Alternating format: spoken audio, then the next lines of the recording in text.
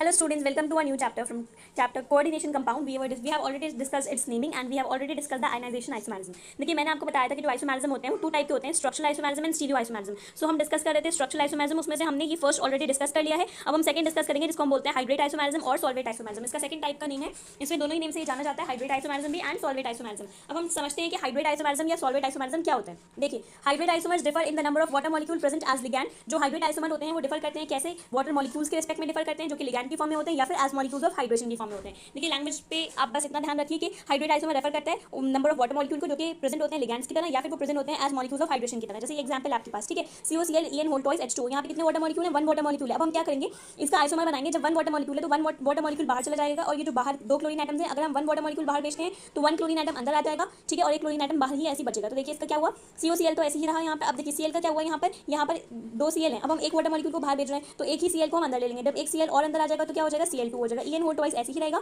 और हमने वाटर को बाहर भेज दिया है और Cl सिर्फ एक ही बचा, एक हमने अंदर ले लिया है. तो ये क्या होगा, Cl.H2. जितने आप वाटर मॉलिक्यूल बाहर भेजेंगे उतने ही आप आयंस अंदर ले लेंगे. ओके, जैसे Cl है या Br होता है तो हम उतने ही Br या उतने ही Cl अंदर ले लेंगे जितने H2O बाहर जाएंगे.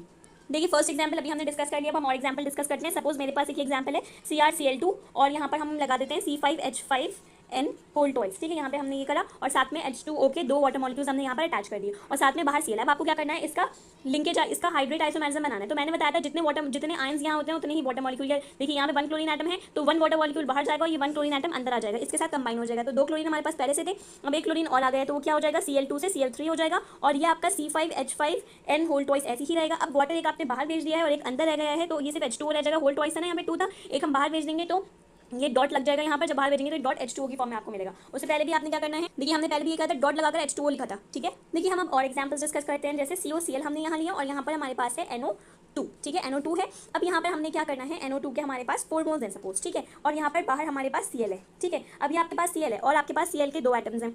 या फिर हम यहाँ पे ऐसे कर सकते हैं कि अंदर हमने क्या ले लिया, Cl2 तो ऐसे ही ले लिया. ये जो Cl है इसको हमने क्या कर देना है, Cl2 कर देना है और ये H2O होल 4 कर देना है. ठीक है, और बाहर हमने इसका एक और Cl बना लिया. ठीक, अब क्या करना है, हमें इसका आइसोमर फॉर्म करना है. कौन सा आइसोमर, हाइब्रिड आइसोमर. तो इसका हाइब्रिड आइसोमर क्या हो जाएगा, मैंने बताया था कि यहाँ पे वन क्लोरीन एटम है तो ये एक क्लोरीन अंदर आ जाएगा और एक H2O बाहर चला जाएगा. दो क्लोरीन है तो यहाँ पर कितने हो जाएंगे, 3 क्लोरीन हो जाएंगे. Cl2 से Cl3 हो जाएगा और H2O कितने बच जाएंगे आपके पास, यहाँ पर 3 बच जाएंगे क्योंकि एक Cl को हमने अंदर ले लिया, डॉट लगाकर एक H2O को हमने बाहर भी भेज देना है. So that was it. Thank you. Stay tuned for more isomerism and more videos of this chapter. Like next video में हम कोऑर्डिनेशन आइसोमेरिज्म डिस्कस करेंगे, देन नेक्स्ट वीडियो में हमने लिंकेज आइसोमेरिज्म डिस्कस करना है. So that was it. Thank you.